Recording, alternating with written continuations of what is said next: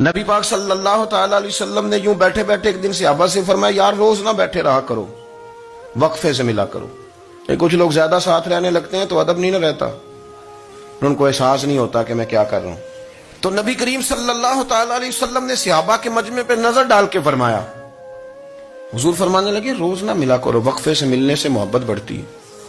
حضرت صدیق اکبر بھی مجمع میں بیٹھے تھے، وہ بھی 3 نمازوں میں نہ آئے تو پیچھے ہی نماز پڑھ کے چلے گئے۔ ایک روایت ہے عصر مغرب عشاء، اور دوسری جگہ لکھا کہ نہیں ظہر عصر مغرب تھی، پیچھے نماز پڑھی چلے گئے، پھر عصر پڑھی چلے گئے، پھر مغرب پڑھی، اور حضور نے زہر کے بعد حضرت انس بن مالک سے پوچھا ابو بکر نہیں آئے؟ پھر عصر کے بعد پوچھا ابو بکر نہیں آئے؟ پھر مغرب کے بعد پوچھا ابو بکر نہیں آئے؟ تو حضرت انس بن مالک کہتے میں بھی حیران تھا کہ وہ نماز تو پڑھ کے گئے ہیں، اور حضور کا طریقہ تھا کہ سلام پھیر کے پیچھے دیکھتے تھے، تو حضور نے دیکھ لیا، پھر بھی 3 دفعہ پوچھا کہ وہ آئے نہیں؟ سمجھے میری بات کو؟ حضور فرما رہے ہیں نماز پڑھنے تو ساری دنیا ہی آتی ہے، وہ تو اسپیشل آیا کرتا تھا، وہ آیا نہیں؟ آئے نہیں جناب صدیق اکبر؟ تو حضرت انس کہتے میں نے جا کے دروازے پہ دستک کی، حضرت انس قریب رہتے تھے نا حضور کے، تو نبی پاک کے لاڈلے تھے، تو پھر لوگ بھی ان کا لاڈ دیکھتے تھے کہ یہ حضور کا قریبی ہے۔ تو کہتے میں نے دروازے پہ دستک دی تو حضرت ابو بکر صدیق فرمانے لگے کیسے آئے ہو؟ میں نے کہا یار آپ چنگے سیانے بندے، حضور نے 3 دفعہ پوچھا ہے،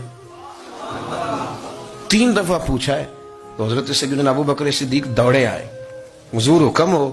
تو نبی کریم نے فرمایا یار سارا دن تو نظر ہی نہیں آیا، تو کدھر تھا تو؟ سارا دن ملا ہی نہیں۔ اللہ کرے آپ کے اس جملے کے حسن کی سمجھ آئے۔ آپ دیکھیں جو چاشنی یہاں ٹپک رہی ہے، جو وقار یہاں ٹپک رہا ہے، ذرا اس کا مزاج تو دیکھیں، اور یار تو نظر ہی نہیں آیا سارا دن۔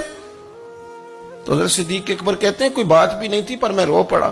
میں نے کہا حضور آپ نے تو فرمایا تھا کہ ذرا وقفے سے ملا کرو، محبت بڑھتی ہے۔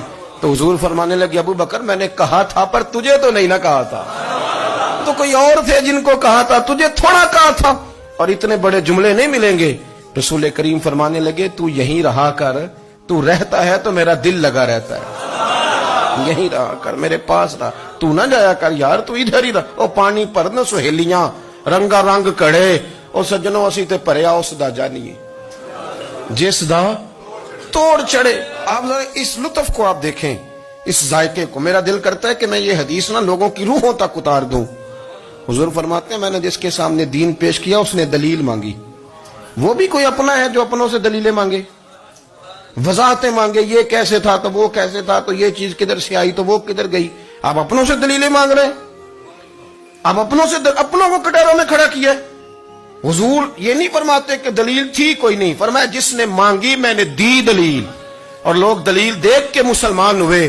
حضور فرماتے ہیں لوگوں سنو یہ میرا ابو بکر ہے، میں نے اسے کہا کلمہ پڑھ لے، اس نے دلیل ہی کوئی نہیں مانگی، فوراً ہی کلمہ پڑھ کے مسلمان۔